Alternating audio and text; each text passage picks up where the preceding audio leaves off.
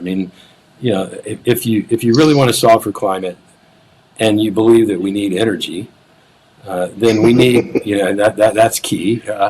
Let's agree on those two things. So if you really want to solve climate and you really believe we need energy, then the most, carbon efficient, climate friendly technology, energy source is nuclear energy.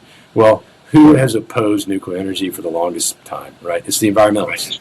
Right. And so, which is the most mind-boggling thing in the world to me. Like, to your point too, they're like, do y'all like lights? And they're like, yes. Do you like emissions? And they're like, no. Like, well, nuclear solves both those. And they're like, yeah, I don't like that. I don't get it. Yeah. I mean, there was obviously some concern around, the safety, although even though historically nuclear is the safest, has killed the least number of people of all the technologies. But it makes for a good movie. Good HBO series. Yeah. And I think there's, but that's where I go back to optimism and the innovation, because now we see this push of companies innovating around the nuclear space. We really are seeing a nuclear renaissance.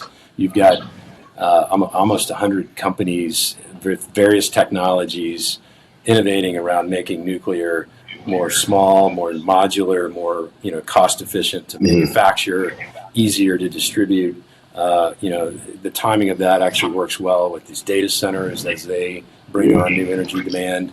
And then even layer on top of that some of the new technologies that allow nuclear to be even safer, even though it already was the safest in the world. Now, if something goes wrong, well, the worst thing that can happen is it shuts down. Right. There's these types of things that capital, entrepreneurship, innovation, all of those things drive solving real problems. And back to your question about, environmentalists and climate. Well, if climate's a real problem, let's go solve for that through innovation, through technology, through capital markets, not through government, right?